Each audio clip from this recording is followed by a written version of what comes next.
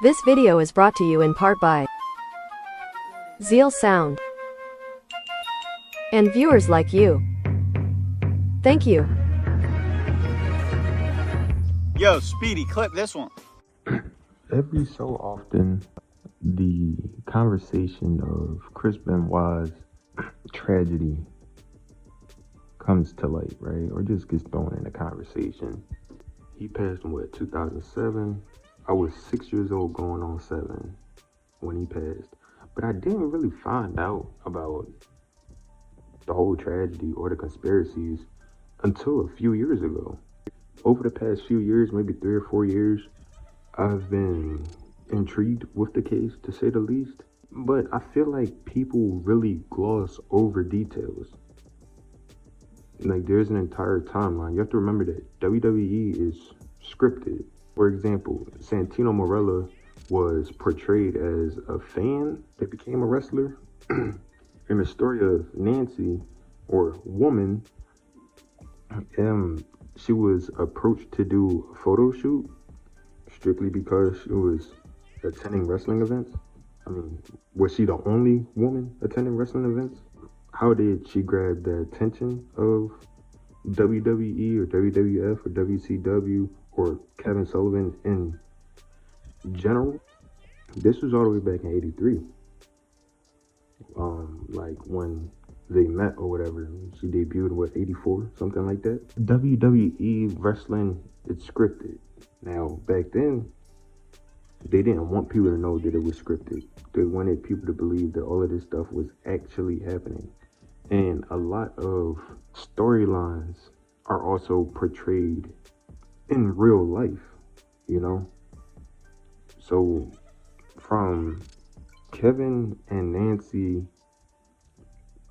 meeting, doing the whole portrayal of the whole, satanic thing and all that, if Kevin in real life is a high-ranking Satanist, what would that make Nancy? Would that make her uncomfortable, or would that draw her more towards what Kevin is doing? Or was it being hidden from Nancy? That's my first thing. What was Kevin and Nancy's relationship really like? What was the agreement? And then what was the thought process? Because Kevin wasn't a writer at the time of their debut, well, Woman's debut, but he still had to know what the script was. So it's like, okay, if they get married in real life or whatever, they would have to portray that in WWE. And kind of vice versa. Because fast forward, when Kevin is actually a writer, he goes and writes this entire script of Chris Benoit and Nancy, getting together, and then eventually it turned into real life. I didn't want you to think it's real. If you're pretending so hard, but you also wanted to make it seem real, there might be some real feelings involved. Who knows? But then that makes me wonder, was that planned by Nancy or by Kevin Sullivan? I mean, like, you're not going to be married that long and agree to something that seems so outrageous unless you're comfortable with it. Was Nancy comfortable with the relationship that she and Kevin Sullivan had? Or did she become so fond of what Kevin Sullivan was doing that she wound up taking on herself? Birds of a feather flock together. Sometimes people rub off on other people.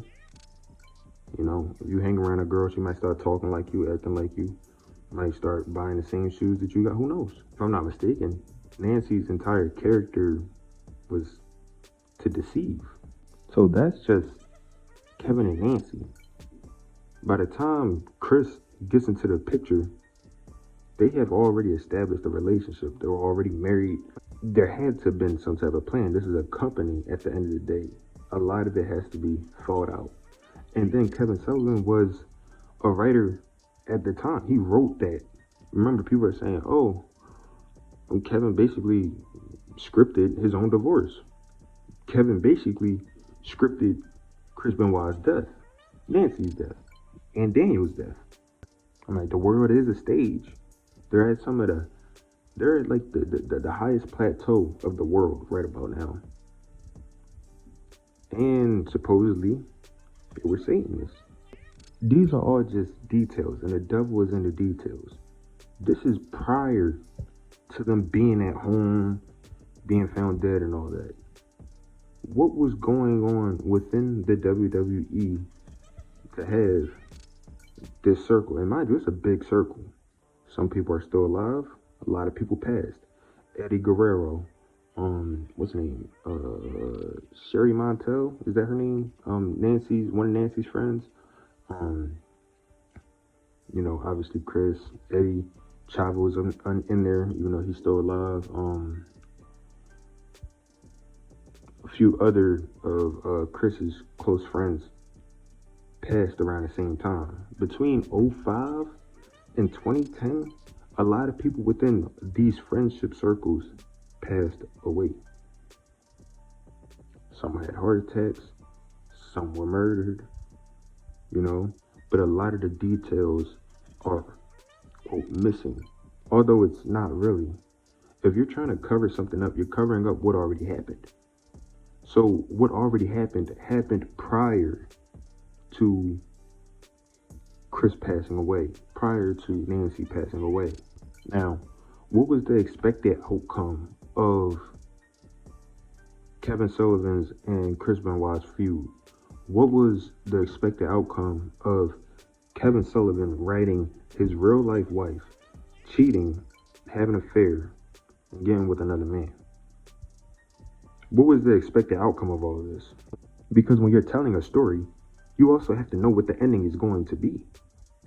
You're not just going to wing it, are you? Are you? Kevin Sullivan has been described as calculated, smart man, cold-hearted, and most importantly, Satanist. It just sounds like a recipe for a disaster. Without even looking at the specifics, just generalizing the facts that have already been presented, it seems as if this was scripted, because it was. In order to have an entire family get wiped out, right? And it's not even really the entire family. It's just Nancy, Chris, and Daniel. Chris had 2 other children. David, who is thinking about debuting as Chris Benoit in WWE. Then you also have Megan, which is his daughter. We don't really hear much about his other children. We mostly just hear about Daniel. And now, since we're on the topic of the Benoit family, there are so many things that really don't add up. People want Chris Benoit to be remembered as like one of the greatest people of all time. Okay, what he has done in wrestling, cool, but that's scripted. So did he really do that? It was written for him to be like that. There really isn't that much greatness in wrestling besides your wrestling style. Okay, you make up new spots. And then you making these decisions for yourself. You're taking bumps.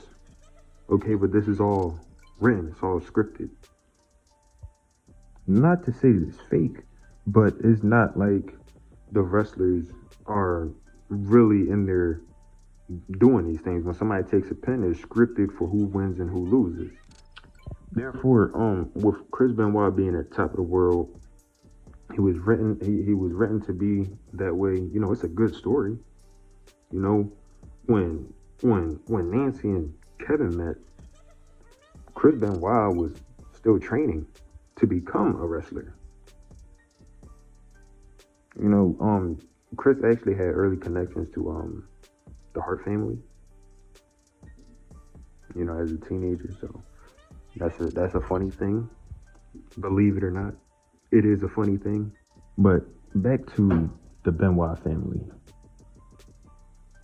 Leading up to the events of the tragedy, it was noted that Chris Benoit he was abusive domestically. You know, it was said that Nancy put on a lot of shows for the neighbors under the guise that she was trying to protect herself.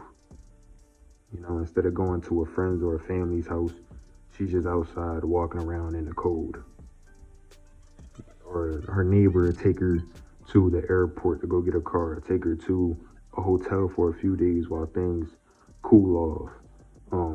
There was a temporary restraining order that only lasted like 3 or 4 months. These all are extremely suspicious things prior to Chris Benoit's tragedy. So honestly, you shouldn't even really be looking at the house and the details that was inside the house, the needles, the drugs, the alcohol, or even the bodies. That doesn't matter because that was the end of the story. As far as WWE goes, that was the end of the story. That is when it was supposed to end. Whenever Chris Benoit's name is mentioned, it's not mentioned in a WWE promotional way. It is simply historically. So that is not scripted. That is not canon to WWE. Now, what is canon to WWE is the story, the narrative that Chris Benoit murdered his family, which doesn't make sense because he also has 2 other children. There's an important character named Chavo Guerrero. He was there for Eddie Guerrero's death, and Chris Benoit was calling Chavo out of all people. Okay, Eddie was your best friend. Cool. But why are you picking male friends over your own blood? He was already distancing himself away from Daniel and Nancy. They were having marital issues, domestic problems, and whatnot. So while Nancy is doing the most put on the show, Chris is trying to stay out of contact from them. If Chris Benoit is such an abusive man, why would Nancy be bothering Chris about, oh, you don't talk to your son? He has 2 other children. If Nancy was so worried about the distance that Chris was having from his family, why didn't she have a problem with the fact that his other 2 children weren't there? What about David and Megan? They're part of the Benoit family. Oh, but they weren't close enough. Who would care? Wouldn't Chris care? If Chris was the person to murder his entire family, wouldn't he go along and do the same to his other 2 children? Whatever reason he had to take out his son, wouldn't he have that same motivation to take his other 2 children?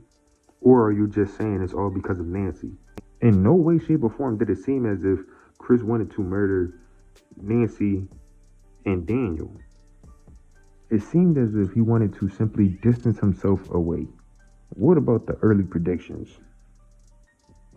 Arn Anderson, Kevin Sullivan, the Wikipedia hacker.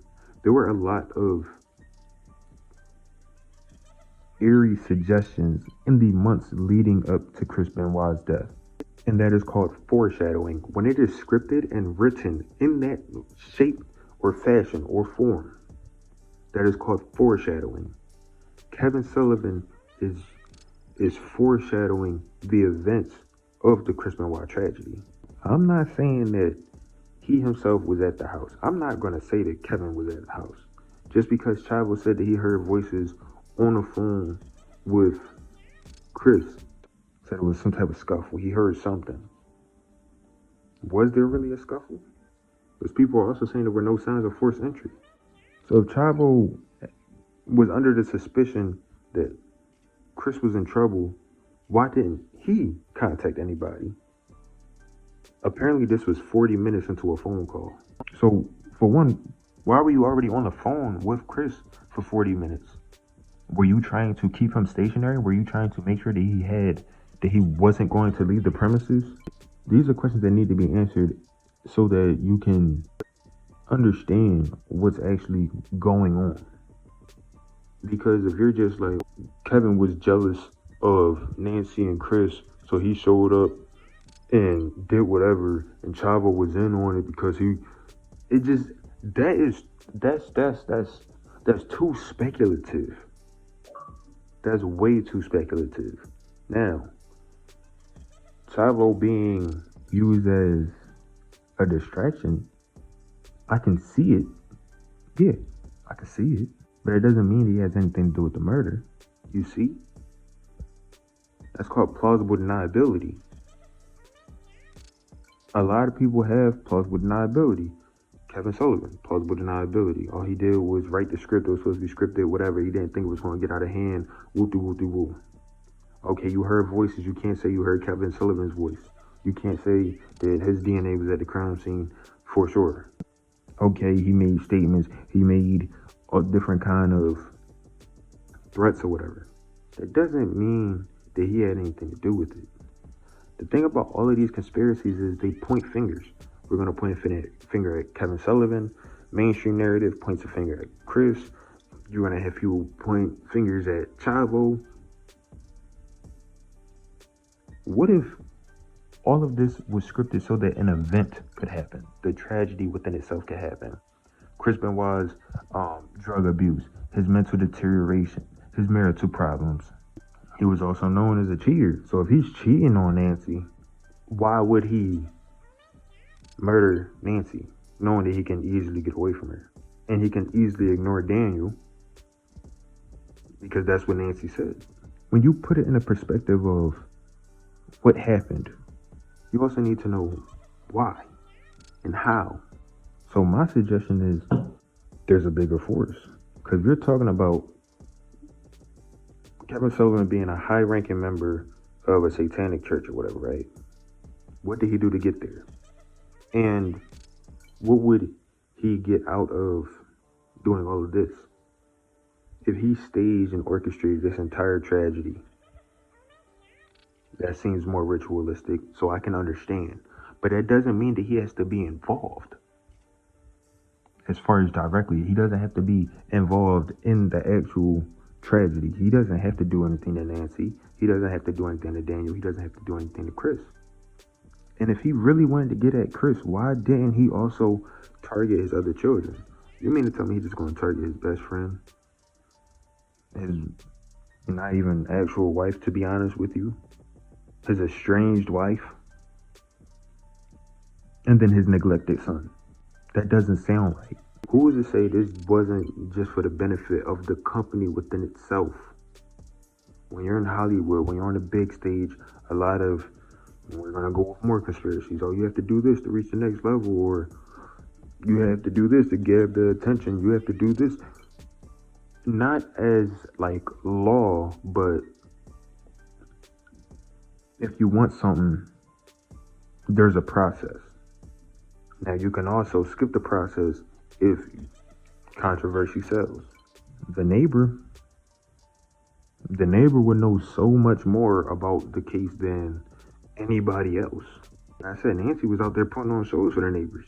It seems to me that her real best friend was her neighbor. And they met in a time of Nancy's despair. Her husband ain't acting right. He supposedly, allegedly throwing her against the wall. He's not spending time with their son, and steps in the neighbor. If Nancy has to pour her heart out, hey, I need a ride to the airport so that we can go look for my car. I need a ride to the hotel so that I can get away from my husband. Where's Daniel at within all this? Daniel wasn't outside in the cold. Nancy's entire character was deception. You can easily deceive people with pity. Even if a lot of the events are real. Let's say Chris did take Nancy's car down to the airport, right? How would you know? Chris wouldn't want you to find it. So how would you know this at the airport? There'd be a lot more involved. And it takes an entire stage to do so. You have producers, you have writers. It's not just the people involved. A lot of people think that the cops were treated as actors to cover up the murder. I mean, hey, I just wanted to speculate because everybody else is doing so. You know, keep the conversation fresh, keep some more questions going. And I'm not even going into the details as far as what happened in the home, because that's supposed to be the end of the story. The story doesn't begin with Kevin Sullivan and Chris Benoit's feud. It doesn't begin with Nancy having an affair and leaving him. Because Kevin already knew that was going to happen. He wrote the storyline. Why would Kevin be so surprised if he wrote that story? He wrote himself to be cucked, and then he got cucked. It wouldn't make sense for him to be looking for some sense of vengeance. It just wouldn't make sense. Now, would it make sense if all of this were to lead up to a tragedy of people that were in a circle that were powerful within a company? Eddie Guerrero, Woman, Chris Benoit, so on and so forth. There's a lot of notable names to be mentioned within the case that were surrounding the case. All of the people that survived, they had something to gain from it. Kevin Sullivan, Chavo Guerrero, all these people had something to gain from it. But if you want to gain that, you had to gain that from somebody else, because it's a hierarchy within this company. If some things get too uncontrollable, you have to bury somebody. But how do you bury a superstar? How do you bury the world champion? How do you do that when you just wrote him to be one of the greatest wrestlers of all time? People want to say life imitates art. No, this is all orchestrated to be that way. Because whatever you do on camera, it has to affect the people outside. It has to affect the viewers and the fans.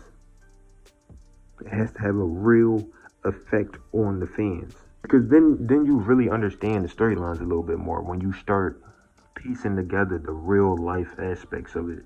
For example, Undertaker's streak. Why did that last so long? Because certain people respected the streak and they didn't want to be the ones to end it. What would happen to the guy that ends Undertaker's streak? Is that why Brock Lesnar did it? Because he was not really a wrestler? No, he was, but he wasn't.